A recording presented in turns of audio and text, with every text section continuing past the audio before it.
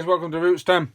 In this video we're going to do some Blood Bowl bases, and I'm going to be doing two different bases in this video. We're going to be doing one that's quite a lush Blood Bowl field, and the other one that looks like it belongs more to an orc. And to begin doing this, we've got the usual, I've got the usual bases to try and show you, but of course we've got our usual grounding material, bits of sand, bits of little rock from mainly from railway modelling kit. One of them has got not a lot of the rock on. I'm still going to keep some of the rocks on, and the other one's got quite a few of the big chunks there because we want to make it look like it's a really rubbish field to play on. A bit like your, if you're English, a bit like the local rec, which used to, well, it is in Yorkshire anyway, it tends to be a field that you tend to go on to try and play football, and it tends to not be very straight, and it tends to be full of rocks. So, Blood Bowl bases prepped. I have sprayed these with a brown spray, a very dark brown spray, bit glossy, but doesn't really matter. And the reason for that is to make sure that, well, it's easier and quicker than spraying it something else and having to paint it brown. Now we're going to hit a couple of dry brushes. I'm going to go with Moonfang Brown, and we're going to then dry brush it with Scrag. This is what I would call a heavy dry brush, so we're not going to be dry brushing it to death, but we're not going to be getting rid of a lot of the paint from the brush. We're mainly just going to be making sure it's still quite a bit on there, and then gently go over the top. And I'm saying gently because if the glue's not right, or it's not adhered correctly, it will pull your rocks off. There we go. Slow build. And now Scrag. Try to make the Scrag one a little bit lighter,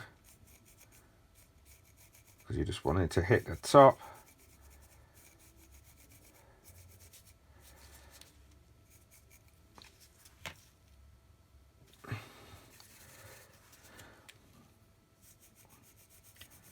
If you want to build that, you can do. So I might just apply a second layer, a bit more heavier dry brush,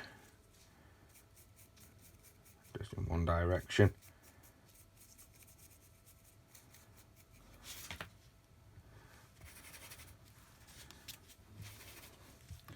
Make sure it's nice and off.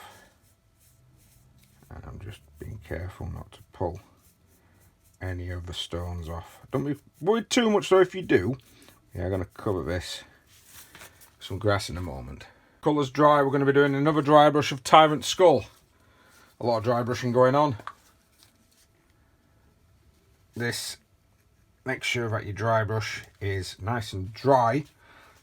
Quite a lot of mistakes when people make when dry brushing is it's still a damp dry brush. Take majority of this off because we're just wanting a dusting.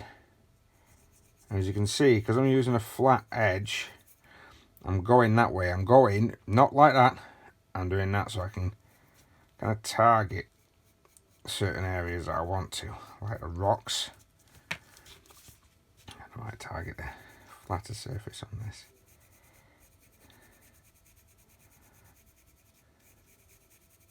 Again, try going back over a couple of times on certain areas.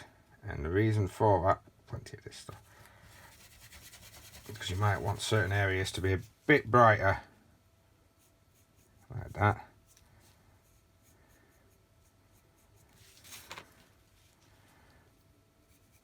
Same here, just concentrating on those rocks, just to pick them out.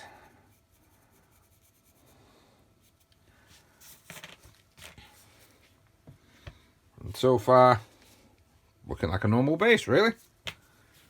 What I've got is actually a combination. I've got a summer grass from Warlord Games and a winter static grass. So I've actually got a combination of both. And I basically mixed them together. If you can see, one's quite bright, one's got a bit darkening, a bit more autumn rather than winter, personally. But I mixed them to create my own flock, which goes well on everything. Now, what we're going to do, This one, let's get some PVA. We're going to, shall I use a brush? Yeah, go on, use a brush. We're just going to dollop little tiny bits of static grass, like tufts. If you've got tufts, you can use them, but I'm trying not to knock away anything from the big, maybe try and get some in the middle of them. I'm trying not to knock anything away from the big rocks. And I'm just going to move that around a little bit. Again, not wanting to knock anything away from the big rocks. And then we're just going to dip it in. Sometimes you get clumps. Another way, of course, is just to hold it and just sprinkle it on top. And then shake off the excess. So we've got tiny little clumps on this. Now on this one, I'm wanting a lot. So I'm going to try and just leave the edges, and I'm going to try and put a lot of static grass on this. We're wanting it to make it look more like a lush field with not a lot wrong with it. Maybe one or two boot prints.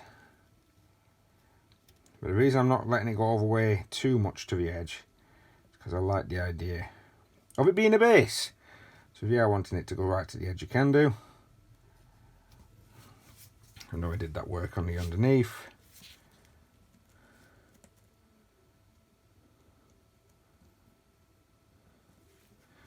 And then if you want, showing you the other method properly now. Sprinkle it, sprinkle it, sprinkle it.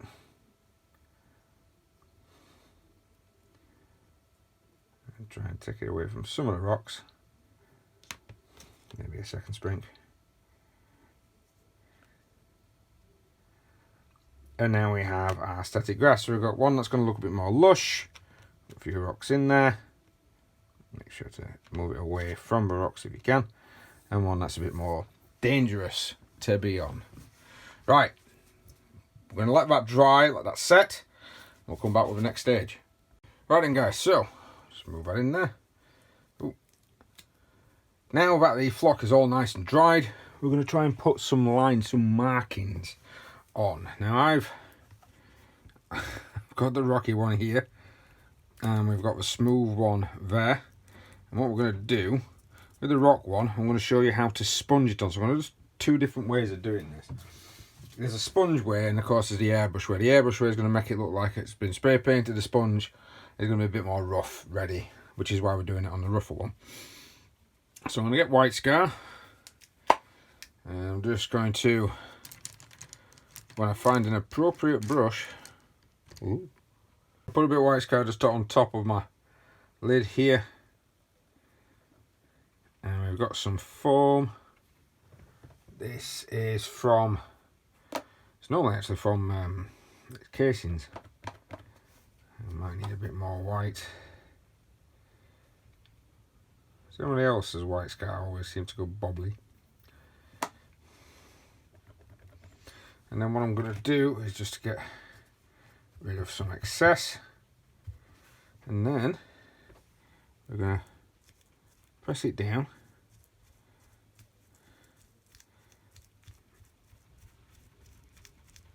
A bit more intense in some areas. And then some pure. In fact, some of it goes straight from pot for some of it. Right. Then take the wrapping off. Hey, look at that. And we have a stripe. That would typically be on the edge of like a football field, or maybe a marker on an American football field. That could be any colour you want, so if you wanted to do it a different colour, a red or a yellow, you can do, but white tends to be a bit of the traditional sense. Move that away. And next thing, we're going to airbrush this one. Second one, I'm making sure that I've got a decent white here and it's not going to be too runny, and we're just going to... Now the problem is with this, when you're airbrushing it, it will lift, so try if you can maybe knock your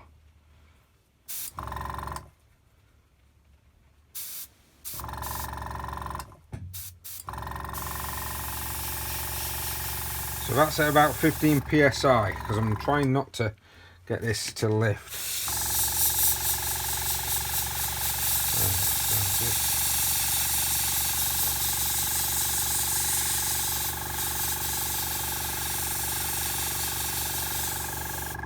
You can see it's lifting a little there.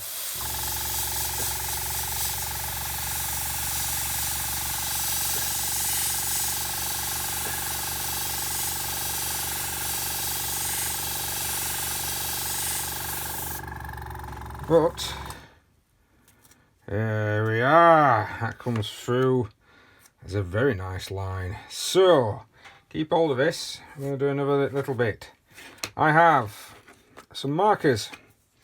These are TT Combat, and the number 4 looks good, to be honest. So what I'm going to do now is try and line that up with the line.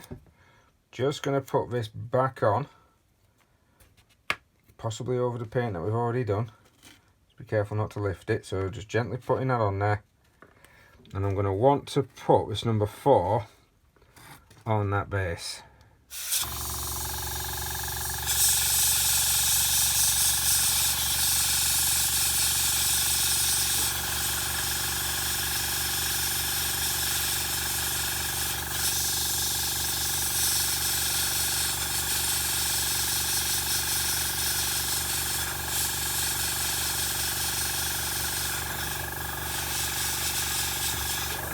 Kind of have to do all directions when you're using some stencils. These are quite thick from TT.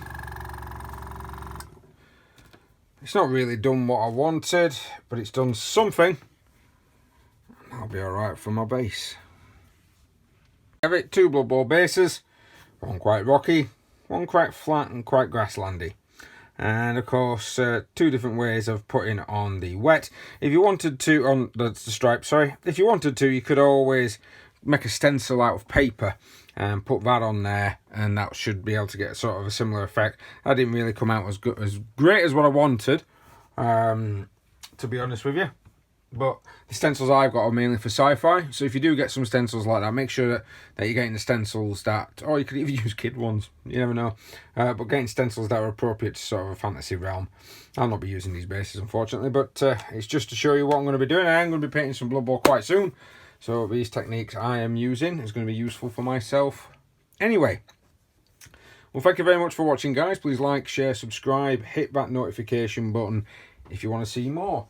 And hopefully I can keep this run up. At the time of recording, it's coming up towards Christmas, so there may be a lapse, there might not be, but just letting you guys know in advance. Thanks for watching. Bye.